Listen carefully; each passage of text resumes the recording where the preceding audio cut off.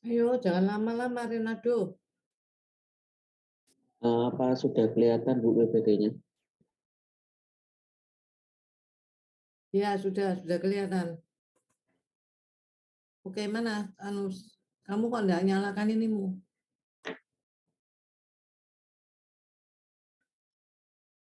Temenmu mana? Itu Bu, sudah Oke, Karolin. ayo, sudah. Ya, Ayo, ya, kalian bisa start. selamat pagi Bu Liga dan teman-teman. Di sini saya dan Karolin akan menjelaskan tentang studi eksperimental aliran dua fase liquid-liquid dalam mikrojob.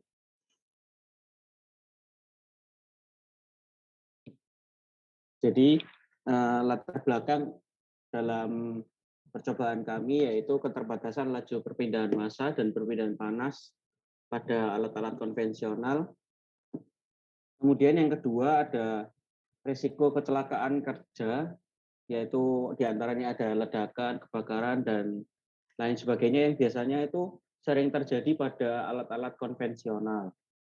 Kemudian latar belakang yang ketiga ada potensi keamanan dalam proses micro device yang untuk aplikasi proses kimia biasanya itu untuk bahan-bahan berbahaya. Jadi micro device bisa mereduksi potensi terjadinya berbahaya karena mikroreaktor atau mikro device itu memiliki A per V yang sangat besar, jauh dari A per V yang dimiliki oleh jenis reaktor lain yang konvensional.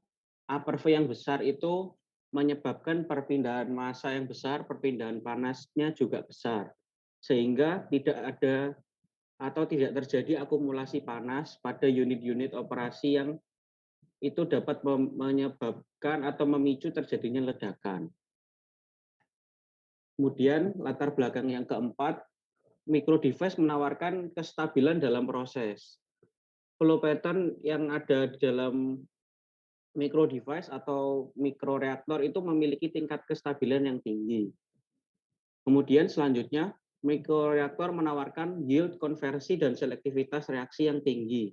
Seperti pada gambar yang ada di slide, di situ kami tampilkan tingkat A per V yang dimiliki oleh mikroreaktor, reaktor multitubular, dan CSTR, di mana tingkat A per V mikroreaktor memiliki rata-rata 4.000 sampai 40.000 A per V, sedangkan untuk CSTR dan reaktor multitubular hanya dalam range 4 sampai 400 saja.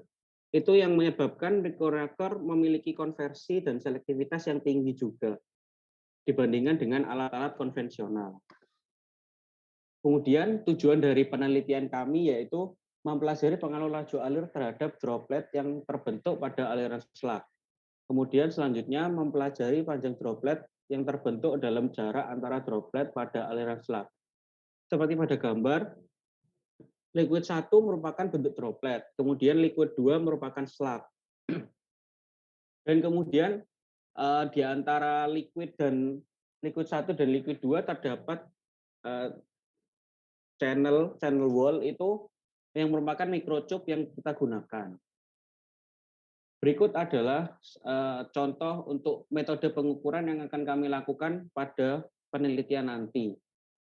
Jadi X1 dan X3 merupakan ekor droplet, kemudian X2 merupakan kepala droplet. Kami mengukur panjang dari X1 sampai X2 yang merupakan itu nanti adalah panjang droplet. Kemudian jarak dari X2 dan X3 itu merupakan panjang dari slug. Dan berikut adalah skema alat yang akan kami gunakan. Di sini terdapat seperti meja atau sejenis akrilik. Kemudian pada bagian abu-abu merupakan seperti cahaya lampu yang kami sorotkan dari bawah ke atas. Kemudian bagian panah L1 itu merupakan cup yang kita gunakan yang akan dialiri. L1 merupakan liquid 1, kemudian L2 akan bertemu pada T-junction, kemudian kita amati pada bagian yang abu-abu ini. Bagian abu-abu merupakan bagian yang sudah steady state. Kemudian kita menggunakan jenis cup yang berbentuk sirkular.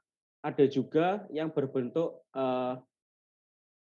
persegi dan lain-lainnya. Tapi di sini kita menggunakan berbentuk sirkular. Kemudian selanjutnya manfaat penelitian.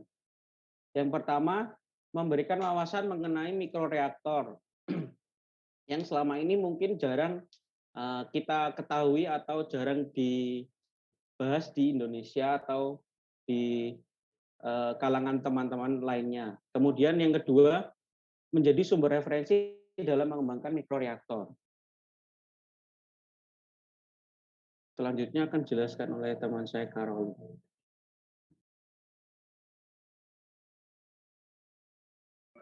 Keutamaan penelitian ini yaitu penelitian ini diharapkan dapat digunakan sebagai referensi dalam menghasilkan tipe aliran selak pada mikroreaktor.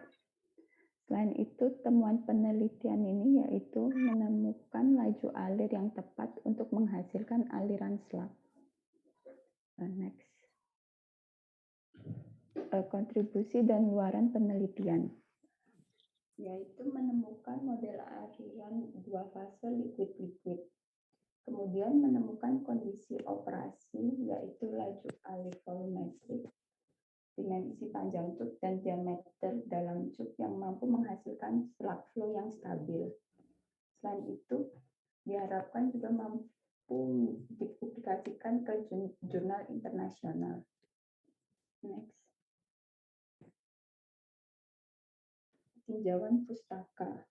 Jadi yang kami gunakan di sini ada beberapa jurnal. Yang pertama itu yang dari Alexander dan kawan-kawan. Itu dalam jurnalnya dia menggunakan T-junction yang terbuat dari polymethyl methacrylate dengan menggunakan bahan castor oil dan aqueous solution of glycerin dengan lebar outlet dan inlet yang berbeda, yaitu outletnya 400 mikrometer dan lebar inletnya 200 mikrometer. Dari penelitian itu menghasilkan pola aliran plug flow, droplet flow, dan parallel flow. Dan itu yang kedua, jurnal dari Chen itu dia menggunakan circular PTFE capillaris dengan bahan toluene sulfuric acid, lalu toluene dan water, dan etil asetat dan water. Dari penelitian itu menghasilkan sistem yang lebih kental, dapat menghasilkan droplet yang lebih cepat. Next. Yang kemudian Lei et al. Dia menggunakan T-junction rectangular microchannel. Jadi T-junctionnya berbentuk kotak rectangular. Dari penelitian itu menghasilkan kedalaman saluran setidaknya setengah dari lebar saluran fase kontinu untuk mendapatkan slug yang stabil. Peningkatan kedalaman saluran, maka permukaan gaya tegangan meningkat juga, sehingga menghasilkan peningkatan ukuran slug. Kemudian untuk jurnal lainnya itu mereka menggunakan bahan PMMA plate dengan bahan yang digunakan yaitu SDS, glycerol, dan silikon oil. Mereka menggunakan ukuran channel 400 kali 400 mikrometer. Di situ menghasilkan pola aliran slug flow, droplet flow, dan jet flow. Perubahan viskositas akan mempengaruhi pola aliran dan peningkatan viskositas akan meningkatkan pembentukan droplet. Panjang droplet hampir tidak dipengaruhi oleh viskositas, namun dipengaruhi oleh rasio laju alir dua fase tersebut. Jadi mereka memvariasi laju alirnya antara cairan satu dengan cairan lainnya, sehingga perbedaan itu yang nantinya akan mempengaruhi panjang droplet yang dihasilkan. Sekian presentasi dari kami. Terima kasih.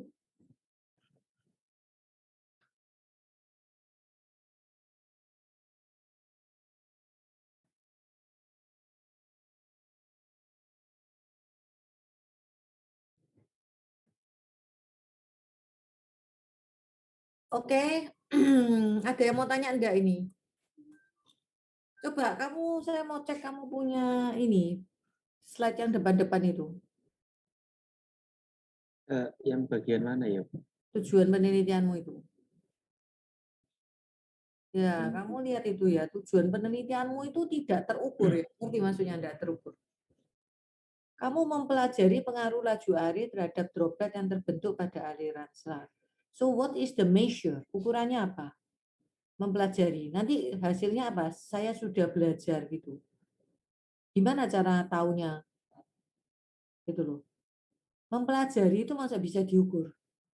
Oh iya, Yang Bu. bisa diukur itu kalau kamu menghitung. Outputnya itu kelihatan hasil hitunganmu gitu loh. Ngerti maksudnya ya? Oh iya, Bu. Nanti Gitu. Terus kami kamu perhatikan. mendefinisikan itu bisa diukur karena outputmu itu adalah sebuah definisi yang kamu ini menjelaskan. Nah, itu bisa diukur karena nanti laporanmu itu akan berisi tentang penjelasan bagaimana.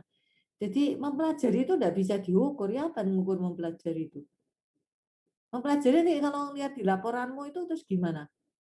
Mempelajari apa? Sudah belajar gitu, sudah dipelajari, titik selesai sudah. Tidak bisa diukur ini ya. Itu yang pertama. Oke, kemudian lu ada apa masuk metode pengukuran itu? Slide berikutnya itu. Yang ini ya, Bu. Kenapa kok diberikan metode pengukuran ini? Memang ini bagian dari latar belakang atau apa? Metode itu kan masuk di skema alatmu itu toh, ngerti maksudnya? Iya, Bu. Itu kan itu nanti di bab 4 toh. Kalau di PKM-mu itu kan nanti itu. Ngerti maksudnya? Iya, Bu. Oh iya, Bu.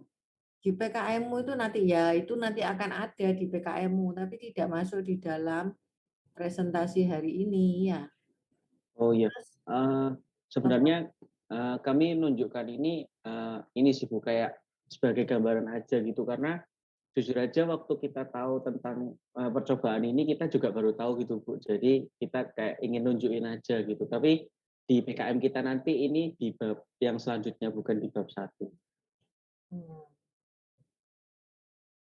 Terus itu mau lanjut slide-nya.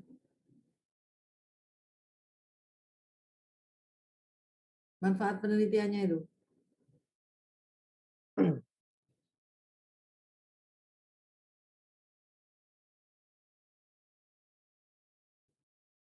Terus satunya,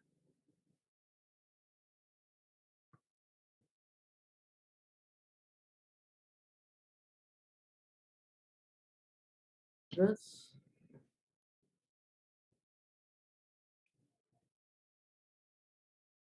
oke. Eh, dari teman-temannya ada yang mau bertanya enggak?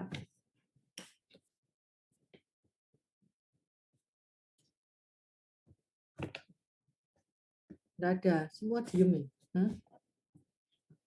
Oke, kalau enggak ada lanjut ke P. Alexander.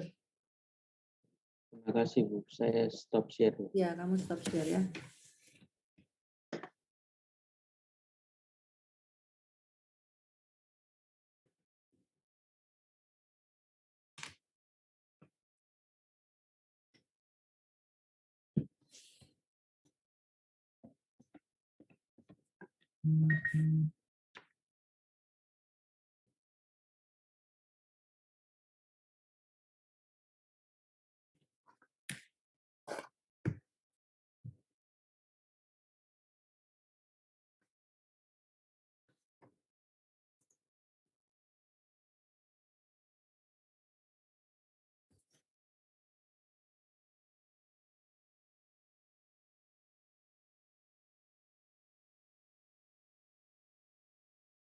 Selamat pagi, Bu Like dan teman-teman. Ya, pagi. Kami akan mempresentasikan bab 1 dan Temenmu bab mana temenmu? Temenmu mana? kurang tahu juga. Duh, temanmu tuh loh enggak nyalakan videonya. Dia Kalau presentasi harus nyalakan share video. screen sih. Siapa? Deh. Duh, meskipun share screen videonya mati dah. Memang komputernya gitu lah. Kalau share screen langsung Bentar, keluar. Bu, bentar. Nggak ada gue. Itu komputermu itu ya gantian yang itu. Aneh-aneh. Oke. Judul LP kami adalah enfleurasi minyak Sebentar. atsiri. Alexander. Ya. Saya enggak bisa lihat wajahmu, lihat cuma Oh, alah gitu loh, cuma masuk kelihatan rambut itu. Gitu loh. Penampilan itu ya perlu, masih sarjana teknik kimia itu ya butuh. Ya, butuh skill untuk menampilkan diri gitu loh. Ya, jangan sampai cuma kelihatan dahinya tok itu loh, ya apa itu? Hah? Ayo, iya. nah ya gitu. Ayo mulai. Ya. Saya ulangi ya. Ya. Selamat pagi Bu Liga dan teman-teman. Hari ini kami akan presentasi laporan penelitian kami pada bab 1 dan bab 2-nya, yaitu judul laporan penelitian kami adalah enfleurasi minyak atsiri dari bunga kemuning atau nama latinnya Murraya paniculata menggunakan adsorben lemak dingin. Next. Ya, latar belakangnya kemuning atau Murraya paniculata itu adalah tumbuhan yang berasal dari familia Ricacea. Tanaman ini itu merupakan tanaman hias yang menghasilkan bau yang harum, terutama itu pada malam hari. Nah, kemuning ini banyak tumbuh di daerah khatulistiwa atau tropis dan sebagian kecil berada di daerah subtropis, sehingga tempat yang paling cocok itu adalah Indonesia. Nah, tanaman kemuning ini mempunyai bunga yang harum. Bau yang harum itu berasal dari kandungan minyak atsiri yang ada di dalamnya. Minyak atsiri sendiri merupakan minyak hasil metabolisme dari dalam tanaman. Minyak ini dikenal dengan kata volatile oil atau etheric oil. Sebutan ini berasal dari sifatnya yang mudah menguap pada suhu ruangan. Nah, berdasarkan penelitian sebelumnya, bunga kemuning ini mempunyai senyawa yang umum, yaitu alkaloid, fosfavonoid, dan kumarin. Nah, di Indonesia sendiri minyak atsiri ini belum dimanfaatkan secara penuh untuk bunga kemuning. Jadi penelitian ini dilakukan untuk mengambil minyak atsiri yang terdapat dalam bunga kemuning. Nah, kita menggunakan metode enfleurisasi. Mengapa? Karena menurut Leiden, metode ini menghasilkan rendaman yang paling besar dibandingkan dengan proses ekstraksi dan distilasi menguap. Tujuan penelitian itu menentukan komponen senyawa yang terkandung dalam bunga kemuning dan menghitung rendaman yang dihasilkan dari metode enfleurisasi dengan adsorben lemak dingin. Tinjauan pustaka. Bunga kemuning merupakan tumbuhan yang dapat tumbuh di mana saja, terutama pada iklim tropis dan subtropis, kecuali pada saat musim dingin atau musim salju pada saat subtropis. Bunga ini dapat menjadi hiasan pada pekarangan rumah. Bunga ini memiliki varietas seperti kemuning Jawa, Bali, dan Jepang. Bunga ini bisa tumbuh hingga 12 meter, akan tetapi seringnya ditemukan hanya sampai 1-2 meter saja. Bunga kemuning ini bisa mekar tiap bulannya. Jadi bukan termasuk tanaman musiman sehingga tidak dikhawatirkan apabila bunga tersebut sudah menjadi buah atau kering karena akan mekar pada bulan berikutnya. Next. Penelitian terdahulu. Yang pertama adalah Paul dan kawan-kawan. Penelitiannya tentang komposisi dan waktu panen Murraya paniculata atau bunga kemuning. Lalu yang kedua, Nesi Retsa pada tahun 2019. Dia evaluasi minyak atsiri dari bunga melati menggunakan mentega putih. Lalu Nasma dan kawan-kawan tahun 2012 penelitian mengenai pengambilan minyak atsiri bunga melati dengan metode enfleurasi dan ekstraksi pelarut menguap.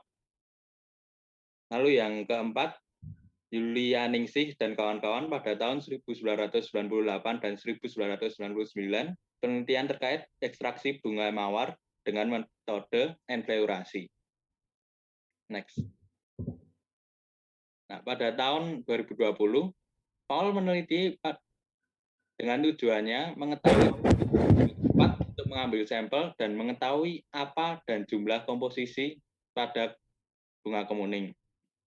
Pada penelitiannya, bunga diambil dari daerahnya sendiri, yaitu India. Pada penelitian ini digunakan granules adsorben. Akan diekstrak, lalu akan dianalisis dengan GCMS dengan suhu yang berbeda-beda. Nah, berdasarkan hasil penelitiannya, menunjukkan yang paling tinggi emisinya didapatkan pada musim Juli hingga Agustus, yaitu pada musim hujan.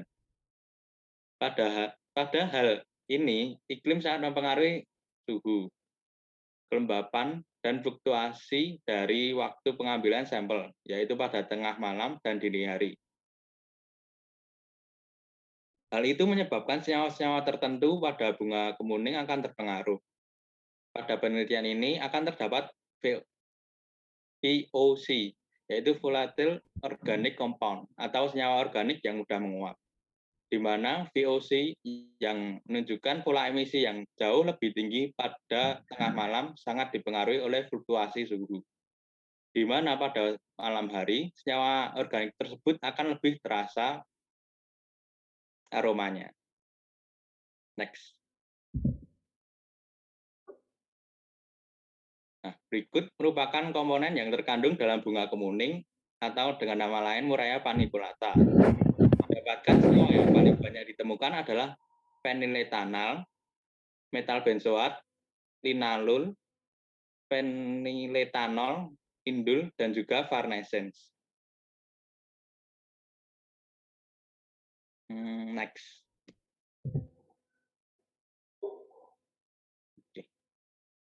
Lalu ada penelitian pada tahun 2019 oleh Nancy Retsa.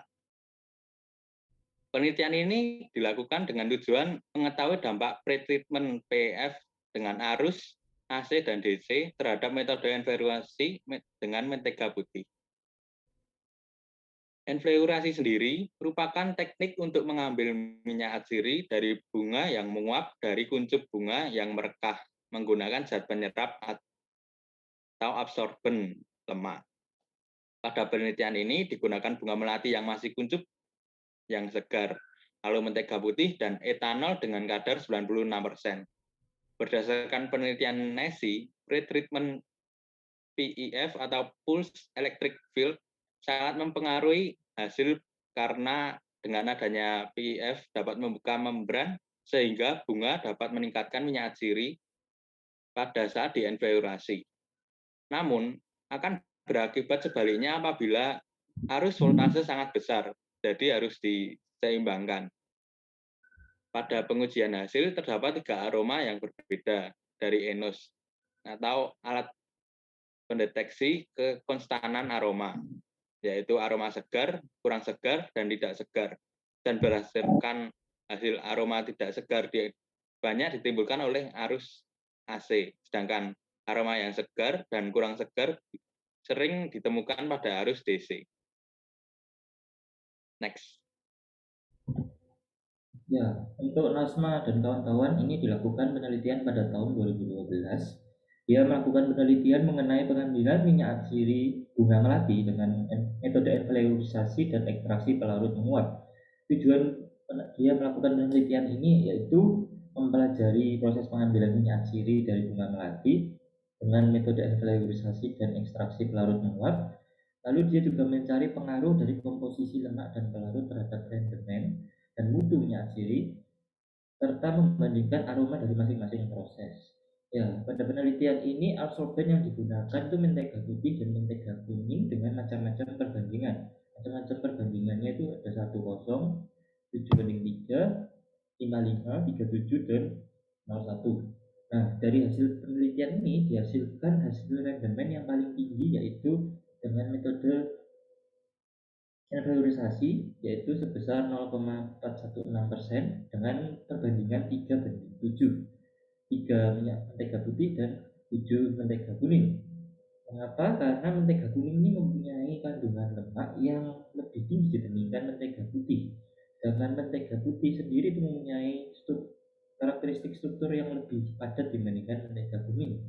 Nah, untuk metode ekstraksi pelarut menguap, rendemen yang dihasilkan ini hanya sebesar 0,32%, dan metode ekstraksi larut penguap ini dilakukan dengan 2 solvent, yaitu etanol dan N-heksana.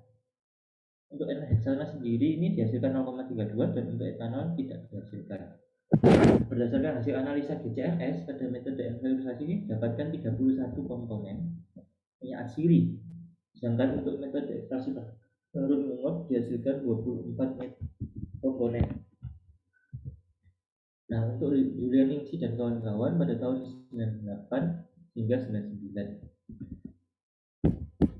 Tujuan penelitiannya yaitu menentukan jenis dan komposisi lemak yang tepat untuk enfluorisasi bunga mawar. Nah, pada metode ini dilakukan 2 tahapan, yaitu tahapan awal dan tahapan akhir. Nah, untuk tahapan awal ini lemak akan dibersihkan dan dipanaskan, lalu ditambahkan benzoin dan tawas. Sedangkan untuk tahap akhir, di tahap akhir ini bunga mawar ini akan disusun pada chassis yang sebelumnya telah dilapisi lemak sebagai absorben dan dibiarkan pada suhu ruang. Hasil dari penelitian ini yaitu terdapat komponen yaitu fenyl etil alkohol, citronellol, dan geraniol. Berikut tabel mengenai kandungan absolut pada bunga mawar. Sekian presentasi dari kami. Apa ada pertanyaan? Ada pertanyaan nggak? Saya mau tanya ya, itu apa bedanya enfluerasi dan ekstraksi itu bedanya apa?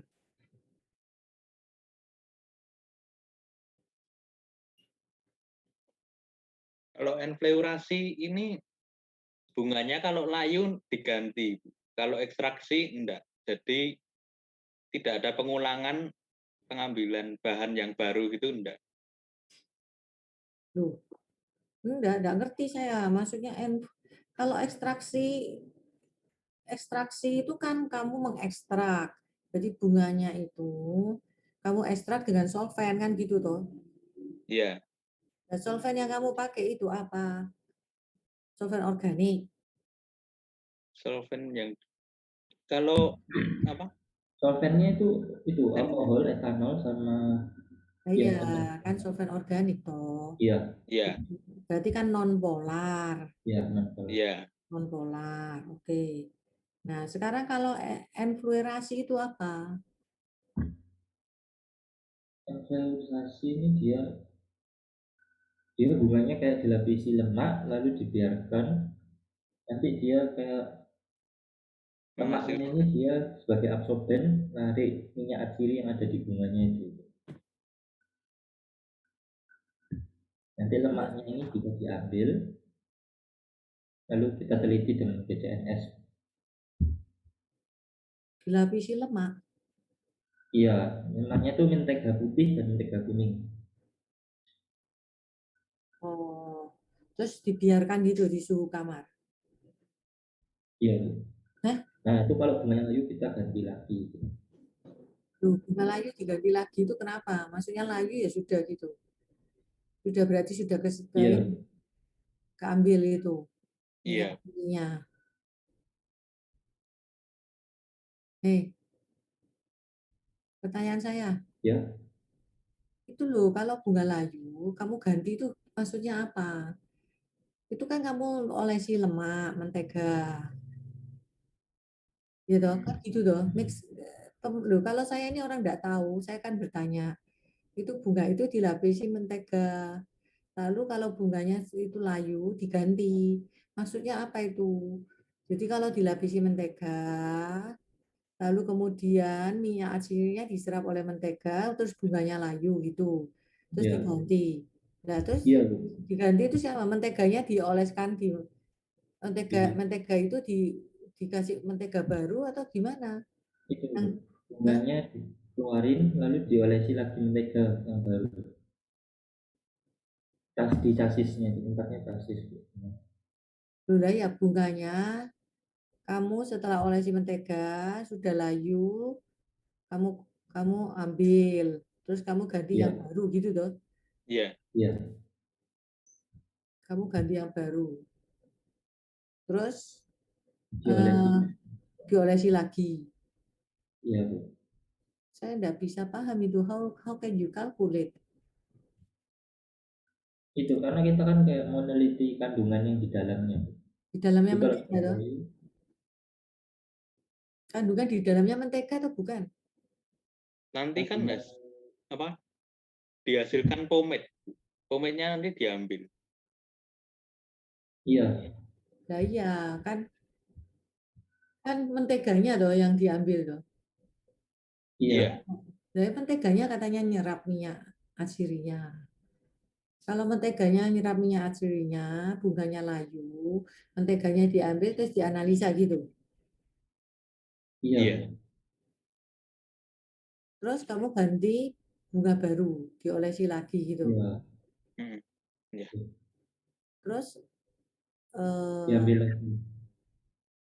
diambil lagi, terus semua mentega-mentega yang sudah dioleskan tadi semua itu dicampur jadi satu, dianalisa gitu. Oh, dibandingin di situ. Kan tiap misal pagi, siang, malam gitu dibandingin tuh. Yang Oh, pagi. kamu ngambil pagi, batch siang, batch malam. Iya, Batch pagi, batch siang, batch malam, menteganya dianalisa untuk batch pagi, batch siang, dan batch malam gitu. iya, So, itu adalah enfluerasi. Lalu ekstraksi, kamu juga melakukan proses ekstraksi juga. Ekstraksi dari hasil enfluerasi itu, kamu ekstraksi atau bunganya langsung kamu ekstraksi.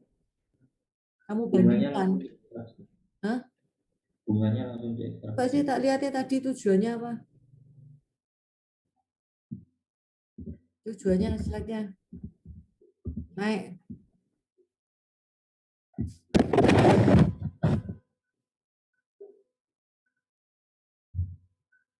So you see, you don't have anything about extraction here.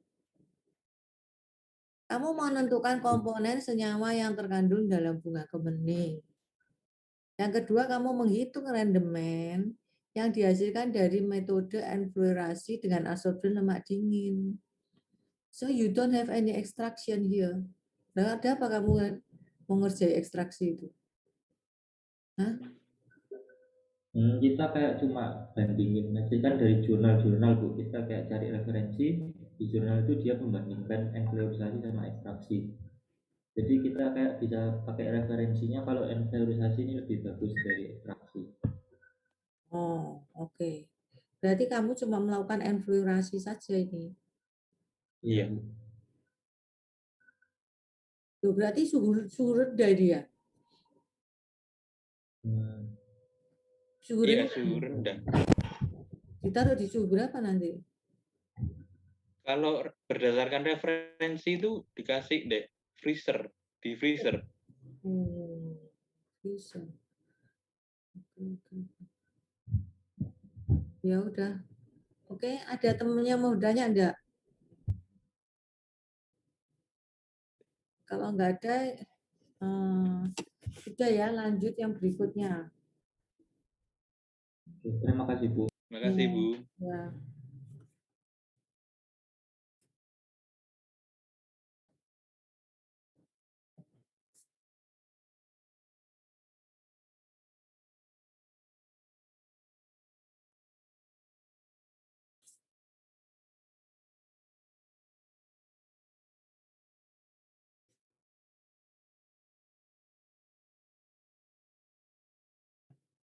Berikutnya adalah Anthony Sanjaya. Sorry, Feren. I think Leonardus Edward Layantara. Itu dulu. Leonardus Edward Layantara. Leonardus ya Bu, ya Bu. Ya, Leonardus dulu. Coba.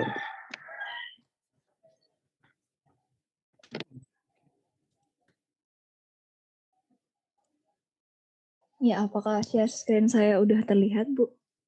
Ya, sudah terlihat. Oke. Selamat pagi, Bu Lika dan teman-teman semua. Terima kasih atas kesempatannya pada hari ini. Saya Natasha dan teman saya Leonardus Edward Pada kesempatan ini akan mempresentasikan tentang judul penelitian kami, yaitu modifikasi dan karakterisasi serat alami kulit durian dengan serat sintetis.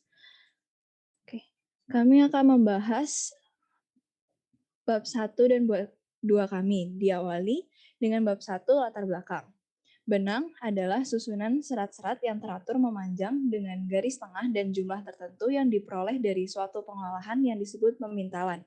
Serat sendiri terdapat dua jenis berdasarkan sumbernya, yaitu serat alami dan serat sintetis.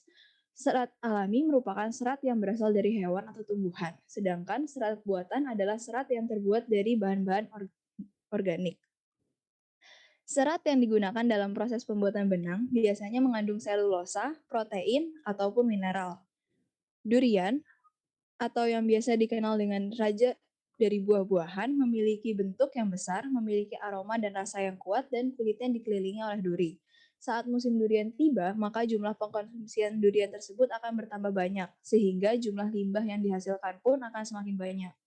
Bagian buah durian yang dapat dikonsumsi hanya dagingnya saja, sementara kulitnya akan menjadi limbah. Komposisi pada durian itu sendiri tersusun dari 33% adalah berat daging buah durian, dan sisanya terdiri dari 20-25% biji buah durian, dan 42-47% merupakan kulit dari durian. Maka berdasarkan data BPS pada tahun 2019, Sumatera Utara menghasilkan kurang lebih 23.000 ton kulit durian. Jika produksi durian semakin banyak dengan bertambahnya tahun, limbah kulit durian yang akan dihasilkan akan semakin banyak pula. Sampah organik di Indonesia mencapai 60-70% dari total volume sampah yang dihasilkan. Maka dari itu, dengan tujuan mengurangi sampah organik yang dapat menyebabkan pencemaran lingkungan, dicarinya alternatif lain dalam penggunaan limbah untuk mengurangi limbah tersebut. Permasalahan lingkungan itu dapat dilakukan dengan menjadikan kulit durian sebagai bahan utama dalam pembuatan serat alami. Untuk bahan baku tekstil, serat dari kulit durian akan mudah terdegradasi dibandingkan serat sintetis karena kulit durian merupakan serat alami dan juga memiliki potensi untuk menjadi bahan alternatif pembuatan serat dengan kandungan selulosanya yang mencapai 57,4%. Dari jurnal Lubis et al. Dijelaskan bahwa karakterisasi serat dari kulit buah durian membuatnya dapat dibudidayakan. Potensi besar tersebut dapat membuat kulit durian menjadi alternatif bahan tekstil dan biokomposit berdasarkan komposisi kimia, sifat fisik, dan stabilitas termal yang dimilikinya. Penelitian ini merupakan kelanjutan dari penelitian sebelumnya yang berfokus pada proses ekstraksi serat dari kulit durian. Serat alami yang diperoleh dari kulit durian memiliki kelemahan dan kekuatan mekaniknya.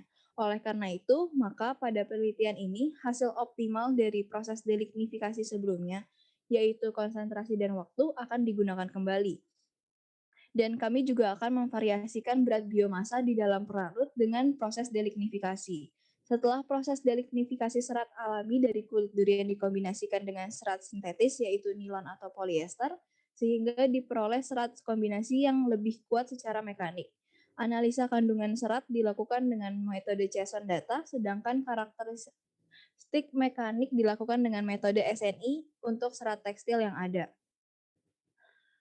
Ya, untuk tujuan penelitian kami adalah menentukan komposisi serat yang diperoleh dari proses delignifikasi sebagai pengaruh dari variabel percobaan berat biomasa dalam pelarut, menentukan rendemen serat yang diperoleh dari proses delignifikasi limbah kulit durian, dan menentukan karakteristik mekanik uji tarik dan kekuatan benang, serta kombinasi serat kulit durian dengan serat sintetis, yaitu polyester atau nilon.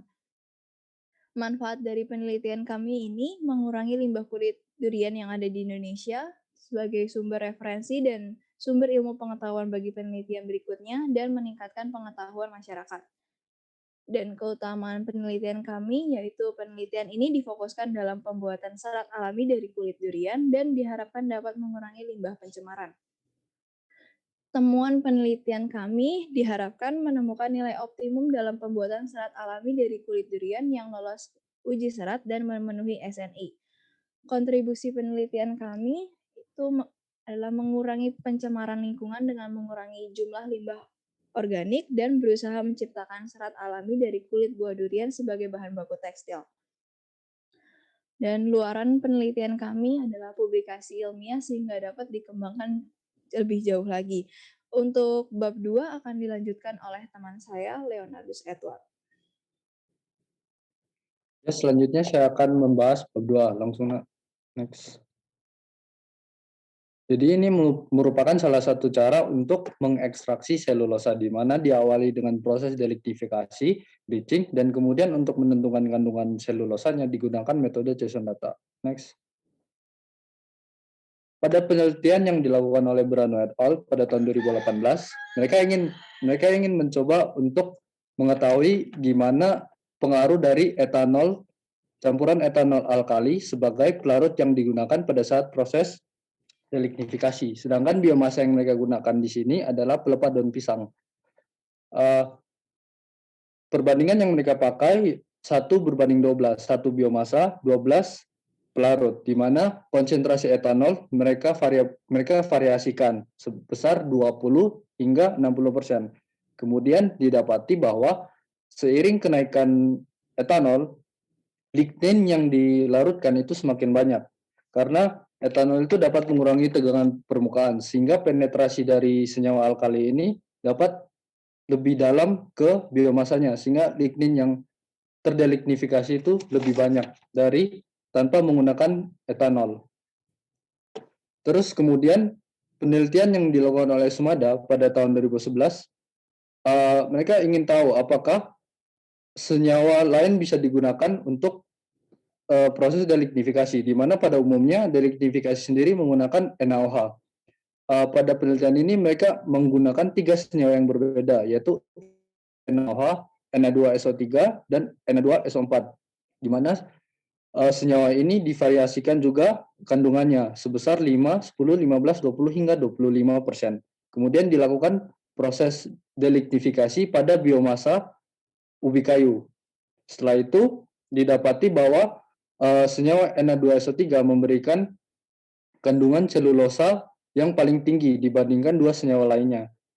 Karena NaOH sendiri ternyata dapat melarutkan selulosa.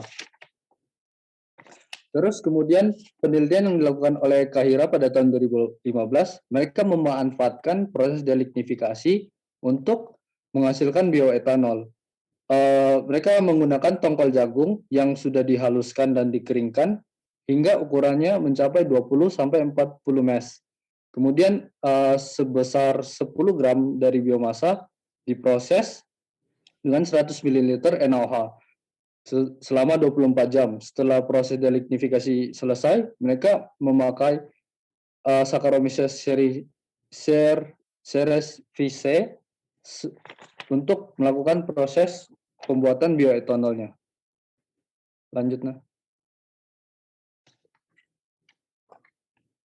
Pada penelitian yang dilakukan oleh Sumada juga, mereka mencari tahu apakah senyawa pada saat bleaching itu mempengaruhi yield yang dihasilkan selama proses delignifikasi.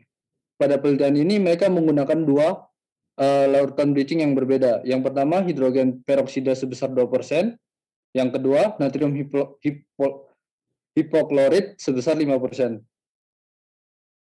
Pada penelitian ini didapati kalau NaOCl itu menghasilkan selulosa dengan kandungan yang lebih rendah dibandingkan H2O2. Proses bleaching sendiri ini bertujuan untuk menghilangkan lignin-lignin sisa yang masih ada setelah proses delignifikasi. Karena pada saat proses bleaching mereka dapat memutus rantai-rantai lignin yang panjang menjadi lebih pendek sehingga lebih mudah untuk dilarutkan ke dalam pelarut. Selanjutnya.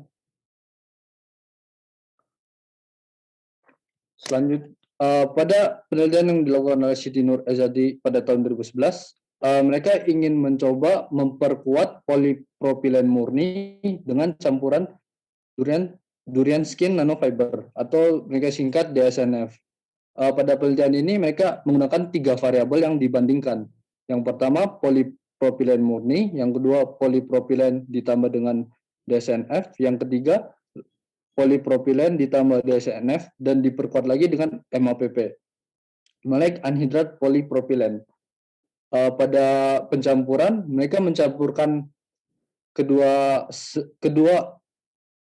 biomasa ini, kedua komposit dengan cara ekstruksi pada suhu 180 derajat. Didapati kalau DSNF sendiri memperlemah komposit yang dihasilkan.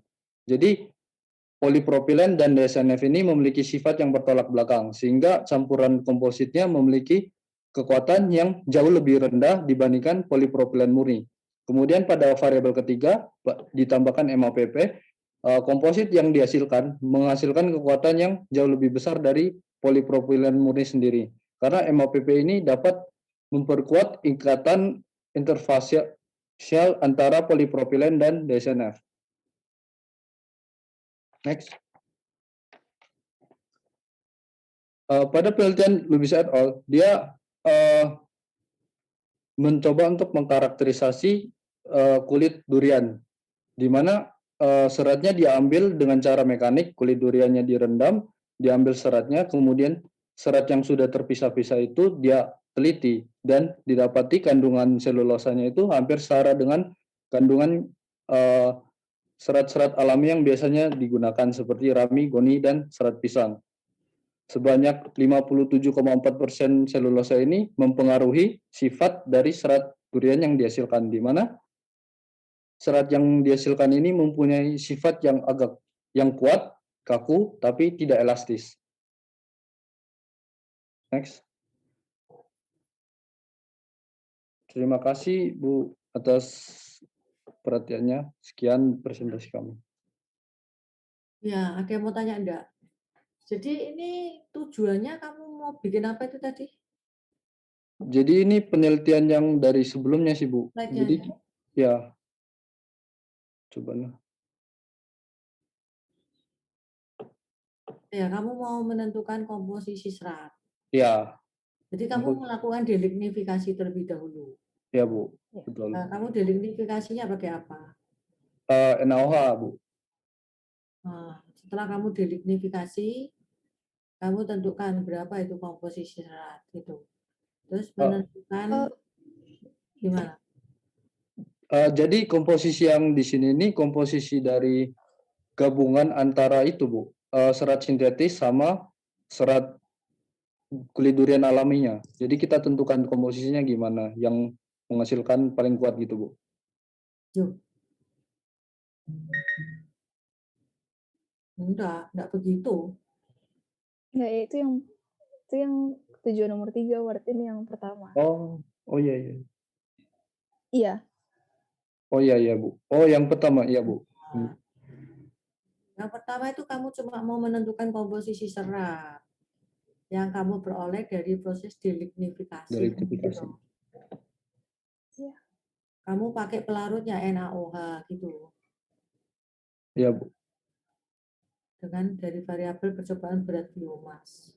Iya, berat biomasa. Karena konsentrasi waktu sama suhu udah dari penelitian sebelumnya, Bu. Terus rendemen serat yang diperoleh dari proses delignifikasi. Maksudnya hasilnya. Iya, Bu. Iya, hasil serat yang dihasilkan.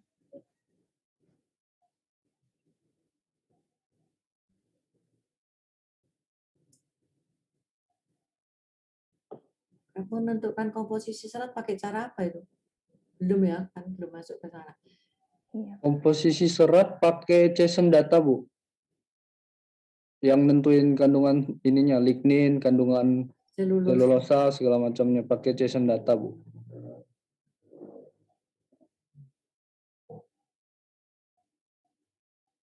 Oke, berarti dari sisi lanjut ini slide berikutnya.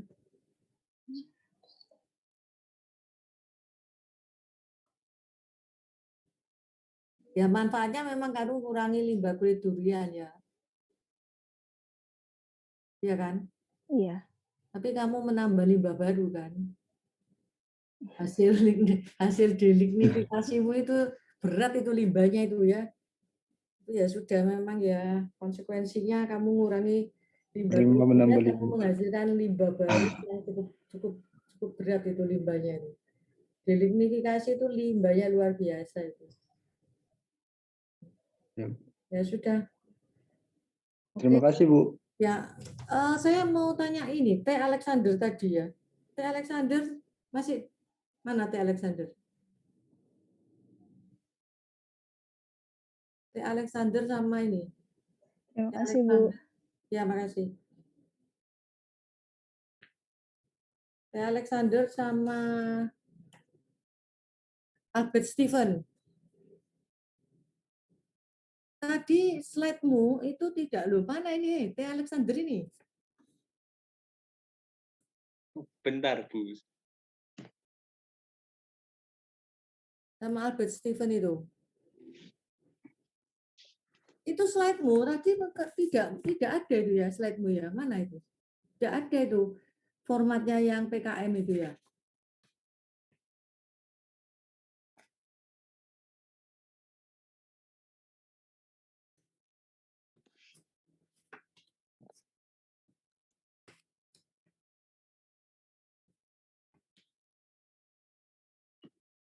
Ngerti maksud saya? Slide-mu itu tadi tidak mengandung format PKM itu, manfaat penelitian, luaran, kontribusi itu mana? Nggak ada itu tadi. Saya nggak lihat itu, betul ya? Nggak ada ya? Ya kok Albert ini kok diem aja itu? Ya, belum, Bu, belum. Ya kan? Kamu nggak masukkan itu manfaatnya apa, luarannya apa. Kamu harus masukkan itu kalau untuk ini nanti. Ayo terus ke belakang. Slide-nya ya, lo ya yuk. Slide-nya enggak apa-apa itu. Jadi nanti kamu mesti perhatikan loh ya itu nanti untuk kamu punya mana? Iya kan? Enggak ada kan?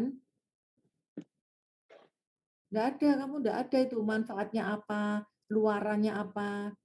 Luaran itu output-nya. Iya. Itu kamu nanti kalau kamu buat untuk UAS kamu serahkan enggak ada itunya, kamu enggak bisa itu. Ngerti maksudnya? Ya. Itu kurang kamu tuh. Tadi saya baru ingat loh, ini enggak ada itunya.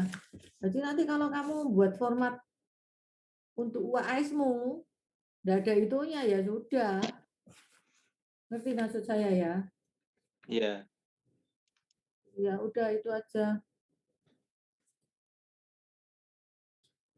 Untuk selanjutnya ini lanjut siapa ini berikutnya? Berikutnya adalah Feren. Ya, Bu. Ini teman saya Ame bakal bantu share screen, Bu. Ya, sebentar. Apakah sudah terlihat? Ya, sudah terlihat itu. Nah. Ya, selamat pagi Bu Lika dan teman-teman. Pagi ini saya Amelia dan Feren akan mempresentasikan. Oh, sebentar, kamera saya belum nyala. Ya, saya akan mempresentasikan terkait materi PKMR yang berjudul hidrolisis silan dari Beechwood dengan silanase terimobil dalam matriks zeolit teraktivasi.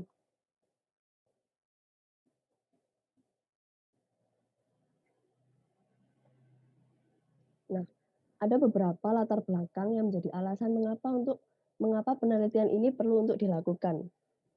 Yang pertama adalah penggunaan klorin dalam industri kertas pada proses bleaching, di mana menurut Malachowska tahun 2020, pulp yang merupakan bahan utama dalam industri kertas mengandung sebanyak 10% silan yang harus melalui proses bleaching. Umumnya digunakan klorin untuk proses bleaching dalam industri kertas.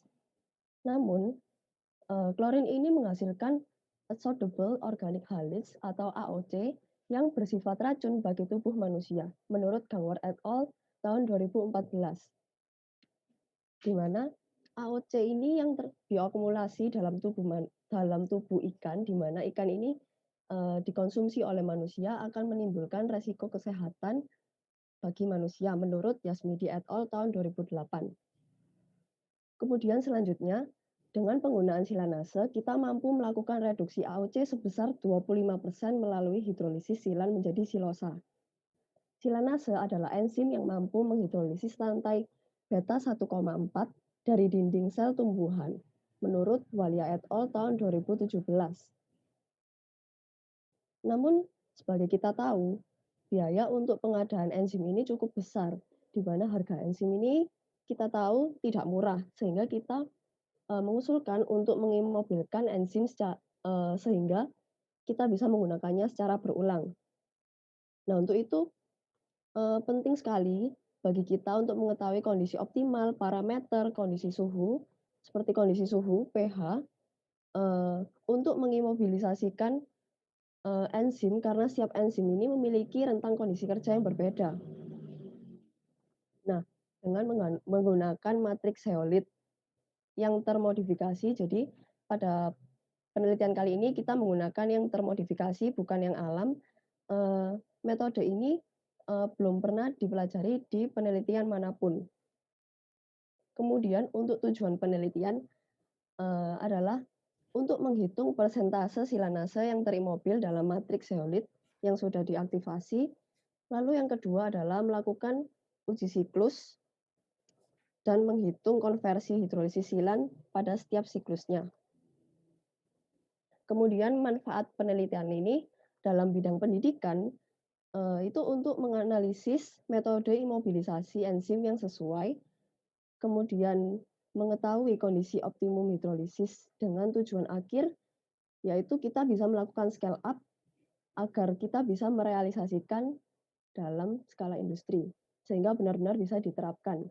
Lalu kemudian untuk dalam bidang lingkungan, yaitu seperti yang tadi saya katakan, untuk mengurangi penggunaan klorin dalam proses bleaching di industri kertas. Kemudian untuk keutamaan penelitian kami adalah penggunaan klorin yang masih besar dalam proses bleaching di industri kertas. Kemudian biaya pengadaan enzim yang sangat besar ini untuk pada akhirnya dapat diminimalkan sehingga kita bisa menekan biaya produksinya.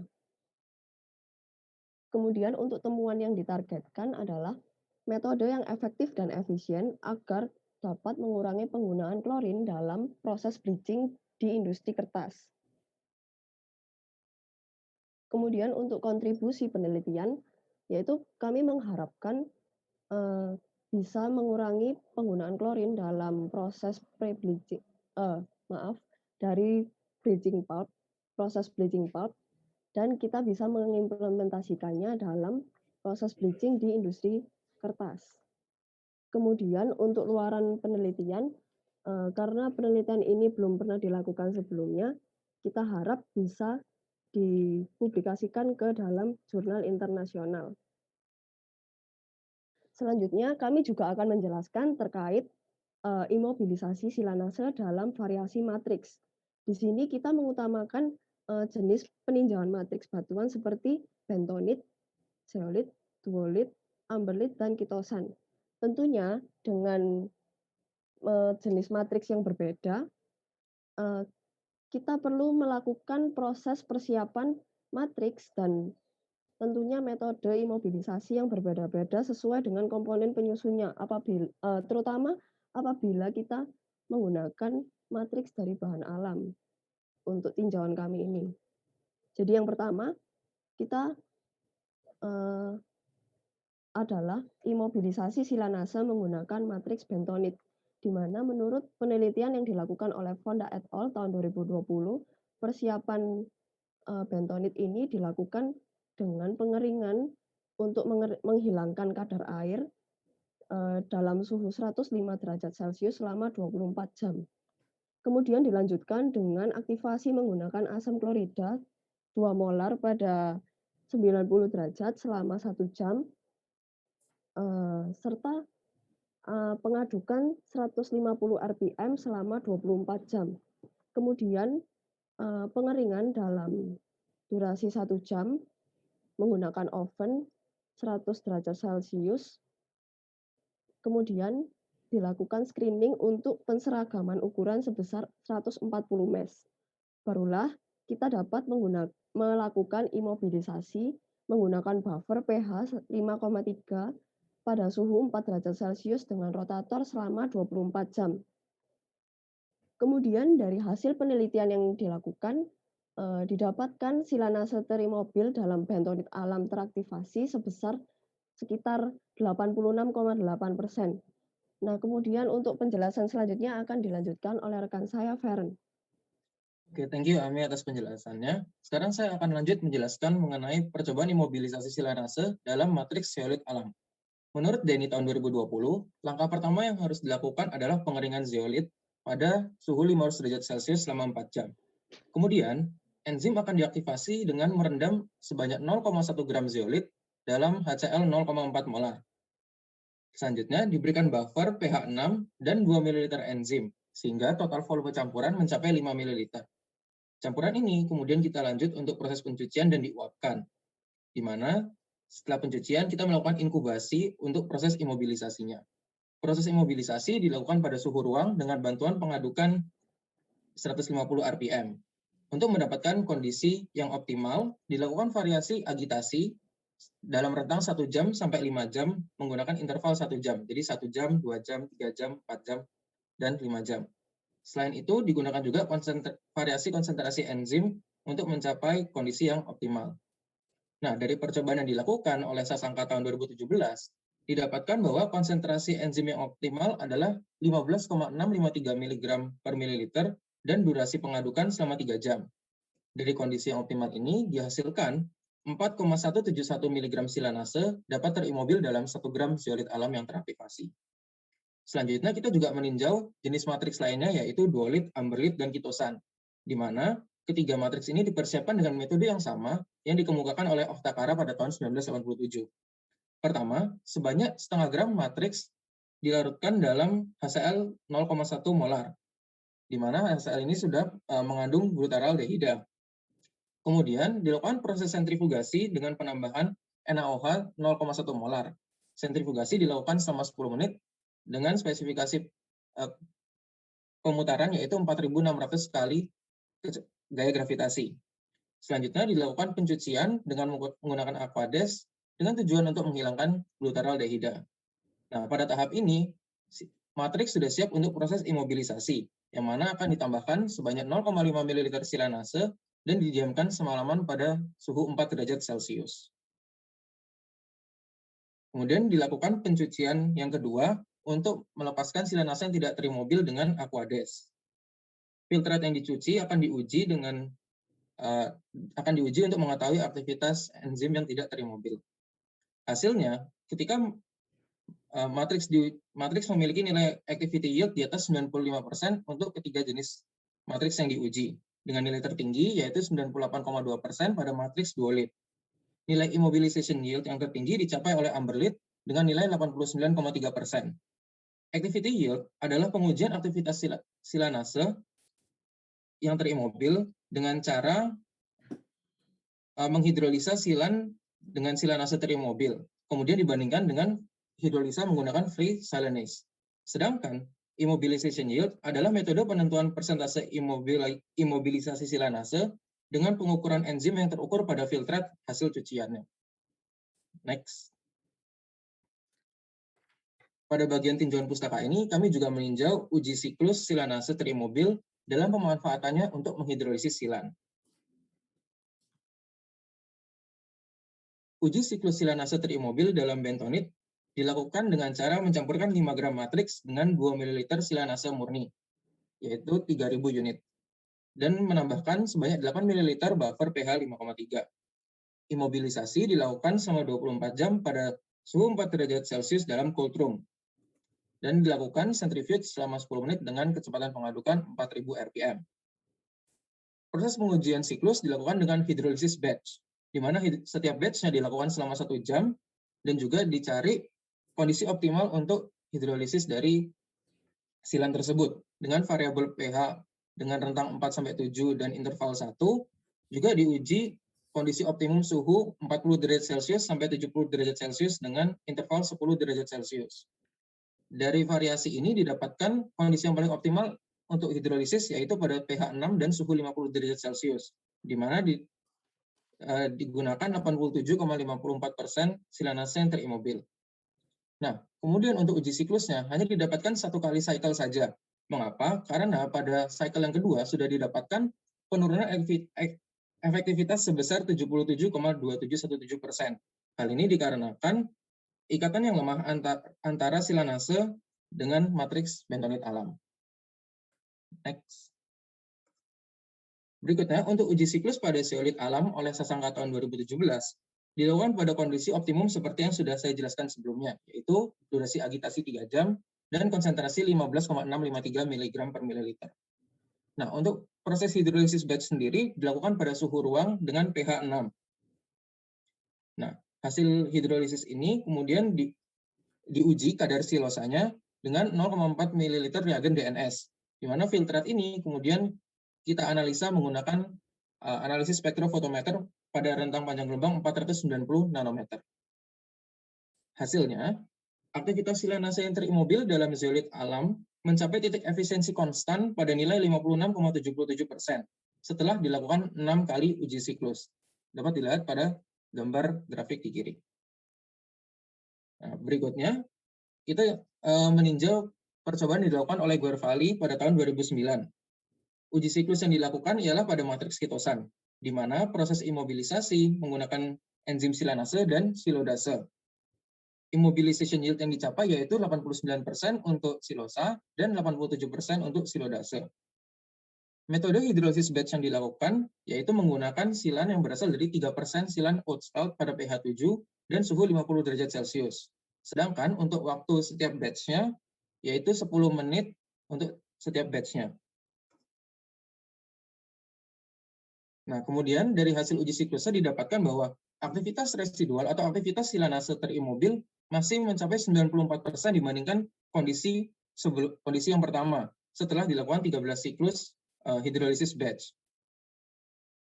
Nah, jika kita tinjau dengan literatur yang lain, hal ini memiliki nilai yang lebih tinggi dibandingkan dengan penelitian yang dilakukan oleh Gouda dan Abdelnebi pada tahun 2002, di mana penelitian yang dilakukan oleh Gouda dan Abdelnebi pada tahun 2002 menguji aktivitas silanase yang berasal dari Aspergillus thamari dan menyisakan 73% efektivitasnya setelah 8 kali siklus pada matriks duolit A147. Oke, sekian presentasi dari kelompok kami. Terima kasih atas waktu dan perhatiannya. Selamat pagi. Ya, ada yang mau bertanya enggak? Coba saya mau lihat dari ini ya, apa manfaat kontribusi itu tadi bagaimana ya?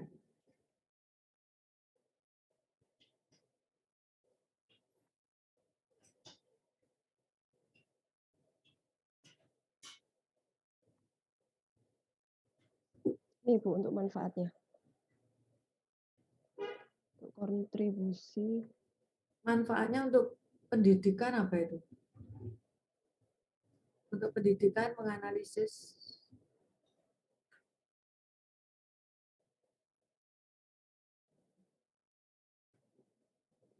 untuk pendidikan bukan itu mestinya ya. Untuk pendidikan itu ini manfaatnya itu lebih pada ini apa?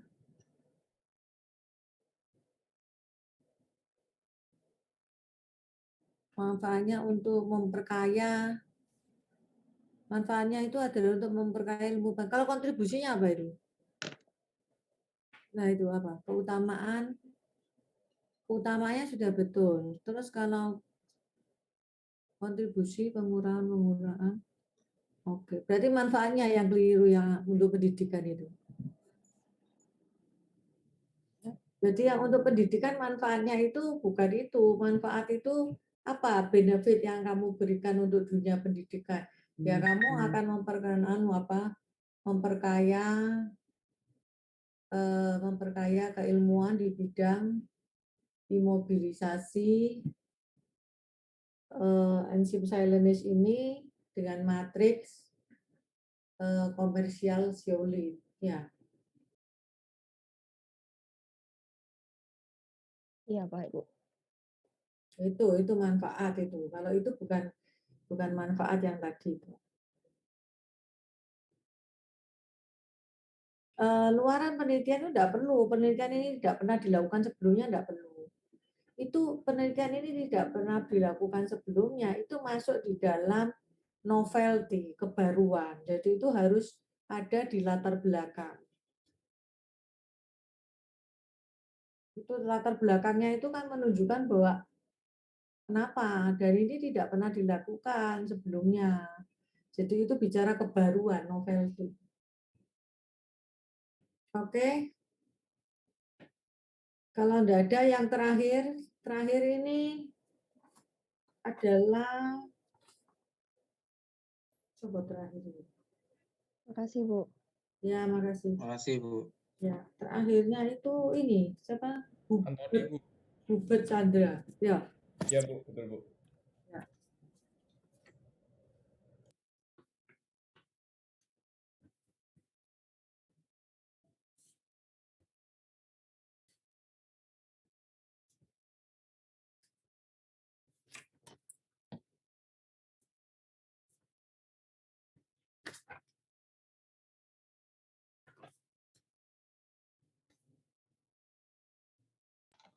Permisi Bu, apakah PPT-nya sudah kelihatan Bu?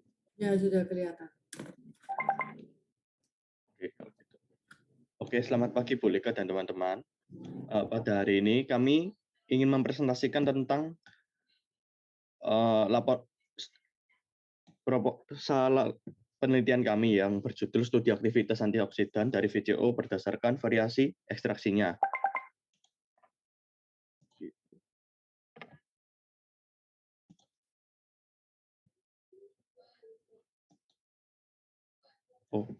Sebentar Bu, salah PPT Bu.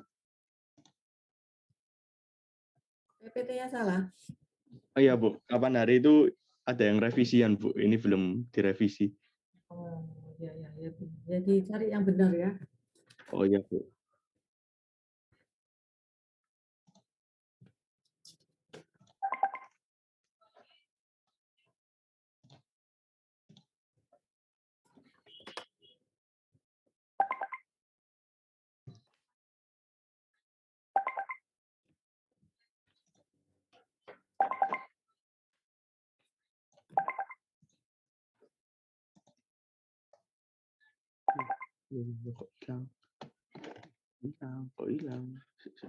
Hilang. Tenang, kamu bingung nanti tambah enggak nemu loh itu. Oh iya Bu, ini Bu. Sudah. Itu kok bunyi terus itu tatut-tatut itu apa? Handphonemu ya? Oh, ini line di desktop Bu.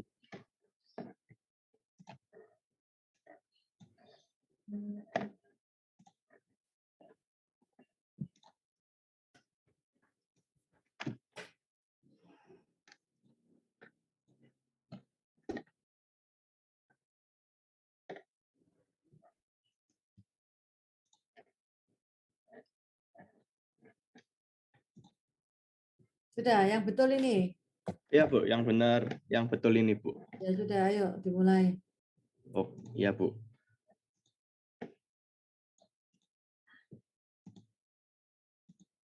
Nah oke, pendahuluan. Pertama latar belakang. Nah, alasan mengapa penelitian ini perlu dilakukan itu pertama gara-gara adanya radikal bebas. Nah, radikal bebas itu merupakan suatu molekul yang relatif tidak stabil dengan atom yang pada orbit terluarnya memiliki satu atau lebih elektron yang berpasangan. Untuk mendapatkan kekurangan atom ini, radikal bebas dapat menyerang sel-sel tubuh sehingga menyebabkan kerusakan jaringan dan DNA, serta dapat mempercepat proses penuaan dan menyebabkan berbagai macam penyakit seperti kanker dan penyakit degeneratif lainnya. Nah, ditambah pada era seperti pandemi sekarang, penyakit itu nggak datang dari radikal bebas saja, tetapi juga pada virus yang menyebar. Sehingga untuk mencegah hal tersebut, sangat dibutuhkan senyawa antioksidan yang efektif mencegah radikal bebas dan virus.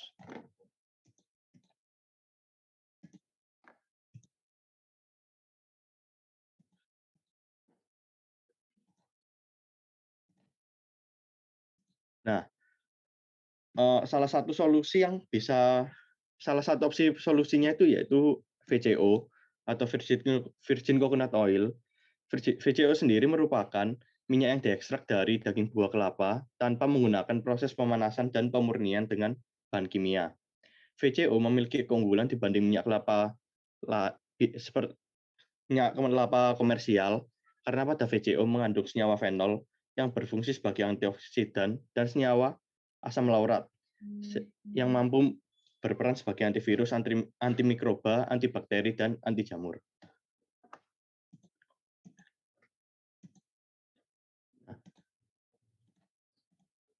Komponen kimia utama yang terkandung dalam VCO yaitu asam lemak jenuh yang dengan komposisi kurang lebih 90% dan sisanya itu 10% asam lemak jenuh dan antioksidan atau senyawa minornya.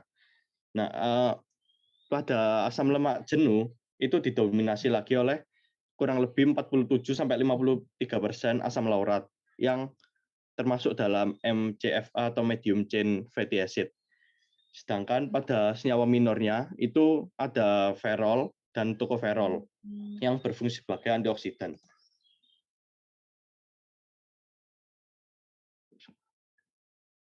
Nah, untuk ekstraksi VCO sendiri itu ada beberapa metode yang mungkin digunakan.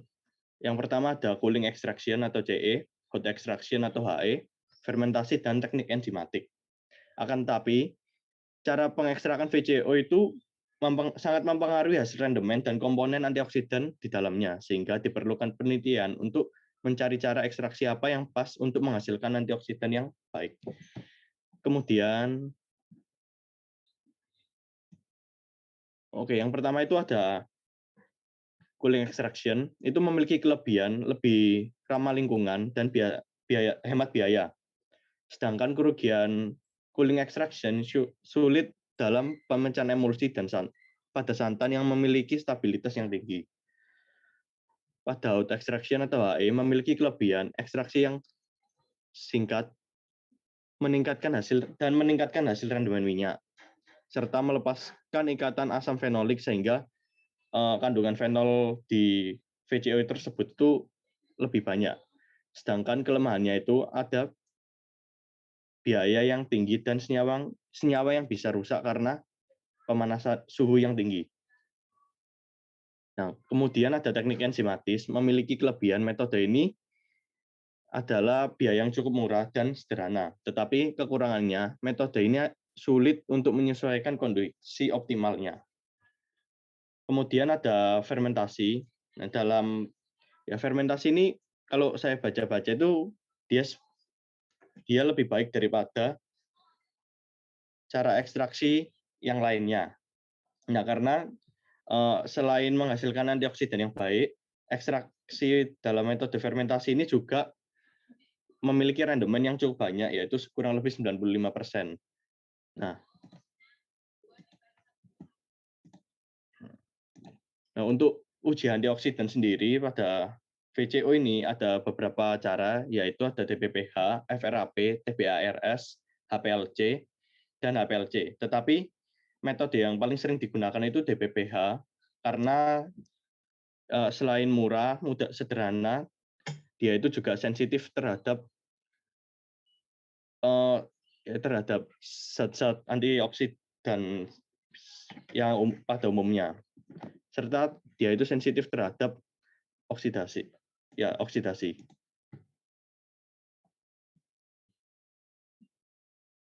Oke, selanjutnya akan dijelaskan oleh teman saya, Hubert. Ya, tujuan dari penelitian kami ini yaitu untuk membandingkan metode ekstraksi apa untuk menghasilkan kualitas VCO yang terbaik. Kemudian yang kedua yaitu membandingkan aktivitas antioksidan dari berbagai macam ekstraksi dengan berbagai metode.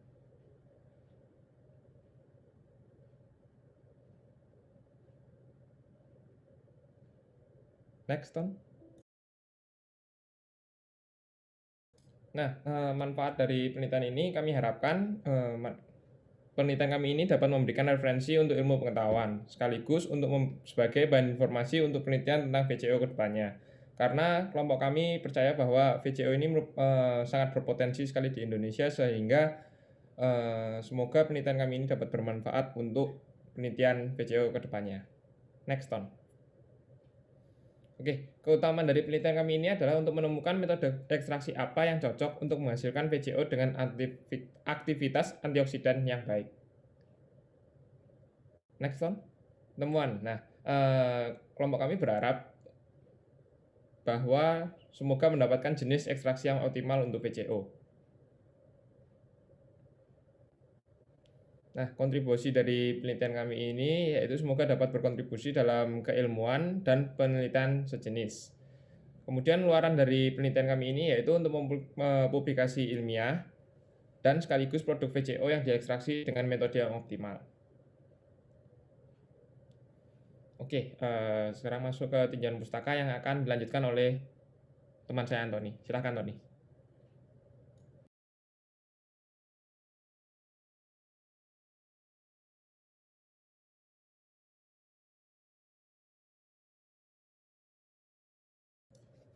Tonton, Mbok mute.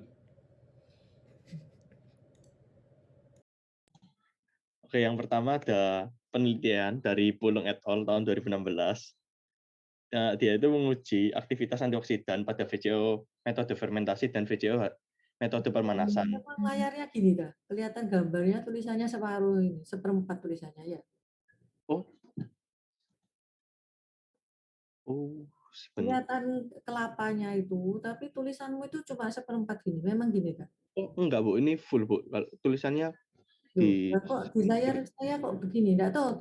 Teman-teman yang lihatnya gimana? Iya, Bu. Di layar saya juga kepotong, Bu. Loh, kepotong. Loh, ya dong. Mana Antoninya, yo? Bentar, Bu. Terus kamu ini. Iya, kamu dan terus ini gambarnya itu. Ini, Bu, udah kelihatan. It's something wrong with your computer, I think. Oh. Mungkin atau komputernya Hubert gimana? Ya, Ton. Kamu slideshow-nya gimana slideshow-mu? Oh ya, sebentar ya, Bu. Coba kamu slideshow. Siapa itu?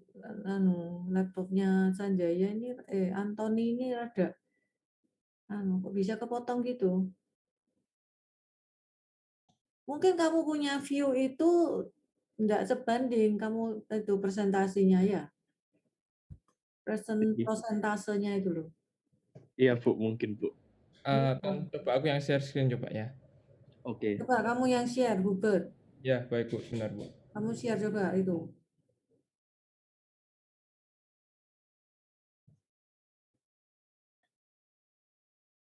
Nah, ini. Nah, ini bisa ini. Siap, Bu. Oke.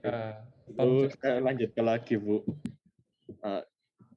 Nah, dari metode ekstraksi VCO tadi itu diambil sampel dari metode masing-masing metode, yaitu ada 60, 70, 80, 90, dan 100 mikrogram per mili. Dengan konsentrasi di ppH 90 molar dalam 95% metanol. Nah, dari uji ini didapatkan bahwa nilai IC50 pada metode pemanasan itu lebih rendah dari metode fermentasi, sehingga aktivitas antioksidan pada metode pemanasan itu lebih baik. Next. Yang kedua ada penelitian dari Ghani et al. Tahun 2018. Dia itu menguji aktivitas antioksidan pada VCO fermentasi, metode fermentasi dengan metode total senyawa fenol atau FCR. Nah, ekstrak polifenol dalam VCO itu, ekstrak polifenol itu diekstrak dulu dalam VCO, itu menggunakan pelarut metanol, lalu ditambahkan folinciokalteau dan Na2CO3, lalu didiamkan dalam ruang gelap selama 30 menit dan diukur absorbansi kandungan fenolik dengan UV vis. Lalu didapatkan bahwa kandungan fenolik dalam VCO pada metode fermentasi sebesar 8,57 kurang plus minus 0,36 mg GAE per gram dan memiliki IC50 yang lebih rendah sehingga dikategorikan sebagai antioksidan kuat. Next. Nah, yang terakhir, untuk aktivitas antioksidan itu dari Famurewa et al. Tahun 2019. Mereka itu menguji aktivitas antioksidan pada VCO dengan menggunakan metode FRAP, DPPH, dan total fenol dengan subjek tikus yang sudah diberi radikal bebas. Nah, VCO diekstraksi dengan variasi pelarut metanol dengan konsentrasi yang berbeda-beda, yaitu 100 dengan konsentrasi 100%, 80%, dan 60%. Nah, sampel VCO yang digunakan adalah Nah, dari metode ekstraksi tadi itu diambil sampel sebesar 10, 20, dan 50 mg per kilo untuk per tikus dan diberikan selama 2 minggu. Nah, tapi sebelum diberi antioksidan itu, tikus itu dikasih radikal bebas dulu selama 5 minggu dengan konsentrasi 5 mg per kilo. Nah, didapatkan bahwa ekstraksi dengan menggunakan 80% metanol itu menghasilkan antioksidan yang lebih efektif daripada menggunakan pelarut lainnya. Next. Oke. Selanjutnya akan dipresentasikan oleh teman saya. Ya, baik Antoni, terima kasih. Nah, kemudian untuk ekstraksi VCO ini Rindawati et al. Pada tahun 2020 meneliti mengenai studi perbandingan pembuatan VCO, sistem enzimatis, dan pancingan terhadap karakteristik minyak kelapa murni yang dihasilkan. Nah, pada studi ini saya akan lebih ke metode pemancingan. Metode pemancingan ini konsep dasarnya yaitu dengan memancing minyak dalam santan dengan minyak kelapa murni yang sudah jadi. Nah, minyak kelapa murni itu akan membuat minyak yang terdapat pada santan terlepas dari protein dan airnya.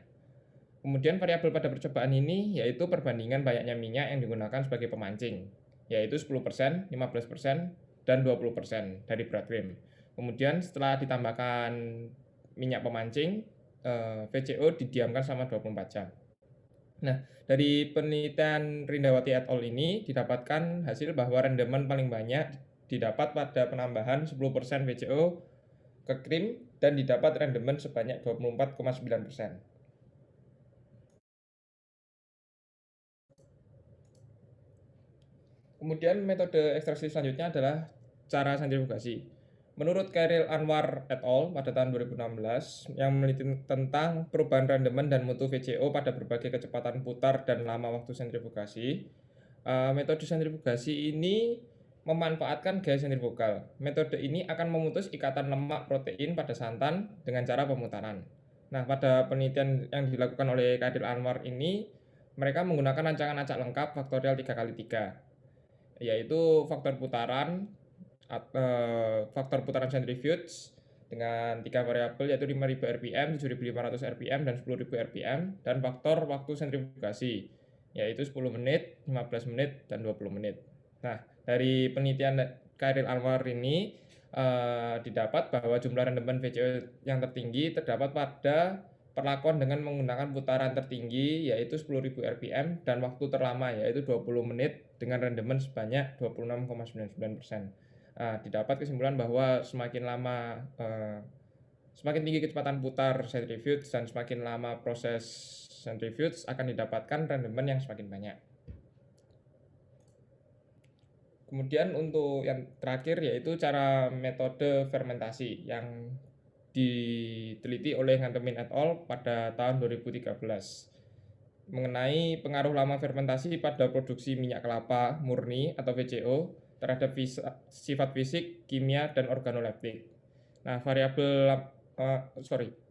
untuk ekstraksi VCO ini dengan cara fermentasi, Ngantemin menggunakan bakteri Saccharomyces cerevisiae. Kemudian variabel lama fermentasi yaitu 5, 10, 15, 20, dan 25 jam. Nah, proses ekstraksi ini seperti yang dikatakan oleh Antoni tadi memiliki kelebihan dibanding proses ekstraksi lainnya, yaitu dapat diproduksi secara praktis, hemat bahan bakar, serta residu galendo atau ampas kelapanya lebih sedikit. Kemudian dari penelitian ini didapat bahwa hasil rendemen VCO selama fermentasi 24 jam yaitu 22%. Sekian presentasi dari kelompok kami. Terima kasih atas perhatiannya, Bu Like dan teman-teman sekalian.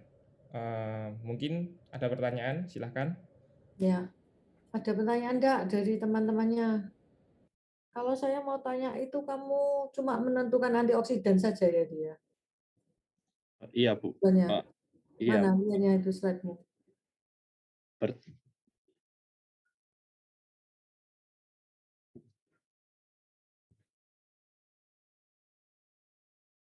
Ya, kamu membandingkan metode ekstraksi untuk menghasilkan kualitas VCO yang terbaik. Kamu ketika kamu membandingkan kualitasnya itu dalam bentuk apa? ini Bu, kalau yang aktivitas antioksidan ini nanti masing-masing uji itu ada nilainya sendiri, Bu. Kayak misalnya DPPH tadi itu ada kayak yang IC50 tadi itu, Bu. Loh lah ya, kan berarti gini toh. Tujuanmu yang nomor 2 itu kan kamu mau membandingkan aktivitas antioksidan dari berbagai macam ekstraksimu toh. Iya, Bu. Dengan metode. Jadi sebetulnya tujuan nomor 1 dan 2 ini kan cuma satu toh. Iya, Bu. Jadi itu kan sebetulnya kan yang nomor 1 itu menjadi tidak bermakna gitu loh. Jadi kalau kamu membandingkan metode ekstraksi untuk menghasilkan kualitas VCO yang terbaik, itu yang ditentukan dengan besarnya nilai aktivitas antioksidan, kan gitu dong mestinya. Oh, iya, Bu.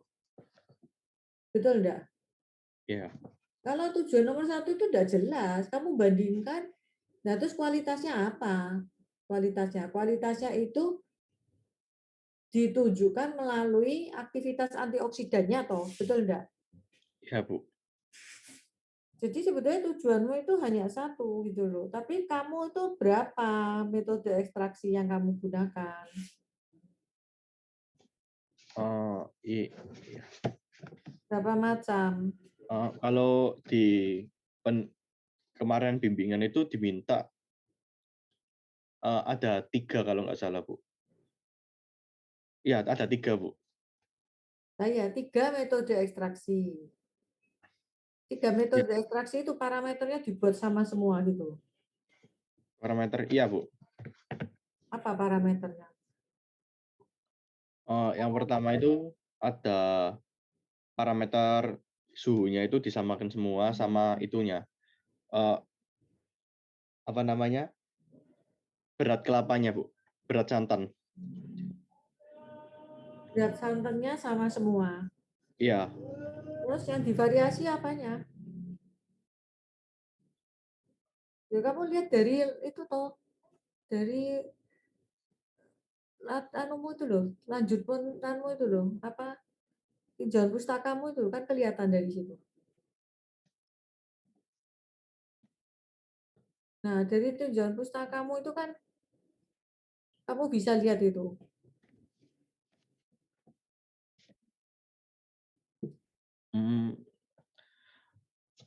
Iya. Apa itu? Variasi konsentrasi adalah 60, 70, 80, 90, 100. Dengan konsentrasi DPPH segini dalam 95% metanol. Berarti kan ekstraksinya itu 3. Berarti 3 itu berarti solvennya beda-beda gitu ya? Iya, Bu. Solvennya beda-beda. Berarti solvennya beda-beda, tapi semua variabel prosesnya dibuat sama, suhunya sama, begitu. Iya, Bu. Suhunya sama, tapi apa kemudian variabel proses lainnya adalah perbandingan solvent dengan ini, dengan yang mau diekstrak. Coba selanjutnya latar belakangnya.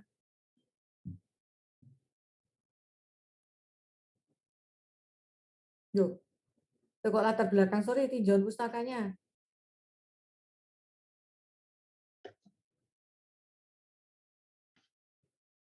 Tidak kelihatan di sini ya.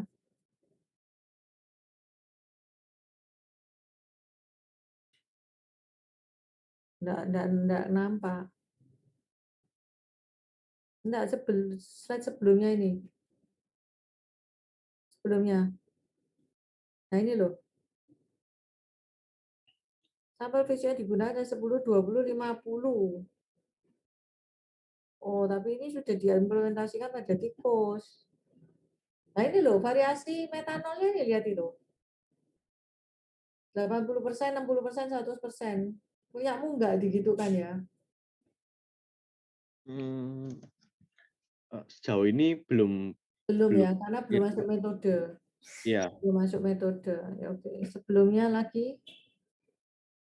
Oke, saya mau lihat latar belakangnya coba.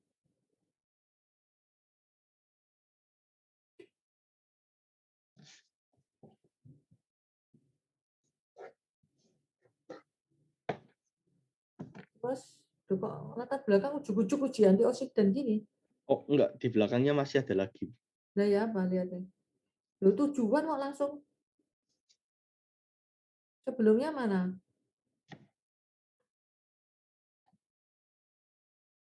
Latar belakangnya itu karena VCO tersusun atas ini. Terus ekstraksinya dapat direalisasi dengan beberapa metode. Latar belakangmu itu tidak boleh begitu ya. Latar belakangmu itu, I think is apa ini latar belakang? Tidak lengkap gini aja coba latar belakangnya tunjukkan radikal bebas. VCO ya, terus komponen pada VCO, ekstraksi. Karena kan ada latar belakang ekstraksi. Latar belakangmu itu harus menunjukkan mengapa kamu harus membandingkan proses ekstraksimu itu. Kan tujuanmu kamu membandingkan berbagai macam metode ekstraksi toh. Iya, Bu. Tujuanmu kan itu nanti untuk menentukan kualitas VCO. Latar belakangnya kenapa? Ada apa?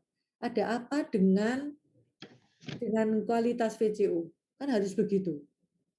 Latar belakangnya itu kan berarti ada apa dengan kualitas VCO ini? Apakah kualitas VCO sejauh ini itu tidak bagus atau bagaimana? Sehingga kamu harus meneliti berbagai macam metode ekstraksi untuk mendapatkan kualitas VCO yang bagus yang ditujukan melalui ukuran antioksidan, nilai antioksidan yang diperoleh dari hasil ekstraksi tersebut, kan begitu. Kan gitu, kan harusnya begitulah. Kamu tidak nyinggung itu sama sekali. Cuma bicara tentang radikal bebas, cuma bicara tentang VCO. Mana VCO-nya mana tadi? Atas. Ini teman-temannya ngerti ya. When you want to construct the background, kalau kamu mau membuat background, kamu harus jelas loh. Mengapa? Why? Itu harus dilakukan. Ya. Itu loh. Nah, ini kalau saya lihat kan komponen VCO-nya itu seperti ini. Terus kemudian ekstraksi dapat diekstraksi dengan beberapa metode. Tidak ada sesuatu yang menunjukkan di latar belakangmu itu sesuatu yang krusial sehingga kamu harus melakukan penelitian ini. Tidak lihat saya. I cannot see what is the critical point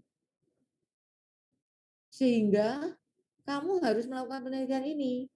Yang mempunyai tujuan, kamu harus menggunakan berbagai macam metode ekstraksi untuk menghasilkan VCO yang berkualitas dengan diukur antioksidannya. Kan gitu. Saya tidak melihat di latar belakangmu the point of what mengapa kamu melakukan itu. Ya, jadi seperti yang tadi katakanlah yang saya ambil yang ini, yang silenase. Kenapa? Karena using chlorine untuk pemutihan pulp supaya kertasnya itu putih. Orang-orang Asia itu nggak seneng kertas putih, kertas mangka nggak suka tuh. Kertas putih gitu ya. Yang dijual tuh HVS putih itu pakai klorin. Nah, itu harus direduksi pemakaian itu supaya we are helping for environmental issue. Nah, untuk helping itu kita harus reduce klorin. Gimana caranya reduce klorin? Nanti kertasnya tidak bisa putih. Kita introduce pakai silenase. Nah, tapi silenase yang bebas, yang encer gitu, yang liquid gitu, itu ya sekali pakai habis sudah. Maka diimobilisasi, dimatriskan, diikat dalam matriks supaya dia bisa digunakan lagi. digunakan lagi. So that is the point. Mengapa kita nulis itu di latar belakang itu, bahwa itu persoalannya. Sehingga maka penelitian ini harus dilakukan. Nah, tapi matriksnya ini apa? Matriks itu mahal-mahal. Nyari bentonit alami kemarin sudah dicoba, gagal. Ya, bukan gagal, berhasil. Persentase imobilisasinya tinggi. But only one cycle. Satu cycle kedua sudah bisa dipakai. Waduh, berarti kita nyari matriks lagi. Nah, makanya ini pakai yang zeolit komersial. Dan tidak terlalu mahal. Gitu loh. Jadi itu dicari terus gimana caranya sampai bisa mendapatkan solusi untuk itu. Tapi what is the background? Nah, kamu kalau saya lihat di sini, kamu perlu ada satu yang kamu tunjukkan di sini. Why? Mengapa? Apa sih sebetulnya background-nya itu? Persoalannya apa? Gitu loh. Persoalannya itu karena kandungan kualitas VCO itu tidak bagus atau bagaimana? Antioksidannya itu loh tidak bagus. Nah ini VCO-nya nanti kamu beli toh, masuk kamu buat sendiri atau buatan sendiri? Buat sendiri, Bu. VCO-nya buat sendiri. Iya. Loh kalau gitu, kalau kamu VCO-nya buat sendiri, latar belakangmu itu mestinya kamu mesti poles lagi. Mesti kamu poles lagi bahwa melatar belakangi kamu membuat VCO itu apa? Mungkin karena kamu mau membuat VCO dengan memanfaatkan apa? Dan yang komersial dulu sudah sebanyak-banyaknya gitu dijual. Saya ditawari, saya belenger-belenger itu saya tidak mau. VCO itu yang organik macam-macam itu komersial itu sudah terlalu banyak VCO itu. Kalau kamu buat sendiri itu kenapa? Kamu melihat yang komersial itu ada apa dengan yang komersial itu. Sehingga kamu buat sendiri, kamu mau ukur itu gitu ya. Jadi mungkin karena kamu buat sendiri itu teknologimu itu beda sama yang komersial mungkin. Lalu kemudian kamu mau uji kualitasnya dengan berbagai macam ekstraksi. Nah itu. Jadi gapnya di situ. Gapnya karena kamu mau buat sendiri. Nah buatanmu sendiri ini mungkin kamu sedikit berbeda dengan yang sudah di komersial. Nah itu adalah sesuatu yang menunjukkan ini loh bedanya. Ini loh sesuatu yang berbeda yang dilakukan di penelitian ini gitu loh. Ngerti ya? Jadi harus begitu kalau mau mengkonstruk latar belakang. Oke? Ya, baik. Terima kasih. Ya. Terima kasih ya. Coba dinyalakan ya ininya, videonya semua. Saya mesti ngambil picture ya.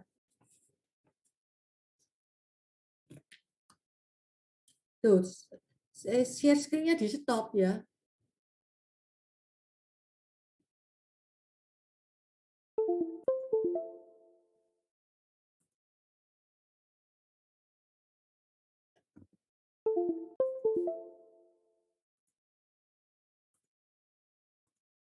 Oke, satu, dua, tiga. Oke, makasih ya. Minggu depan siap yang gilirannya ya. Terima kasih, Bu. Makasih, Bu.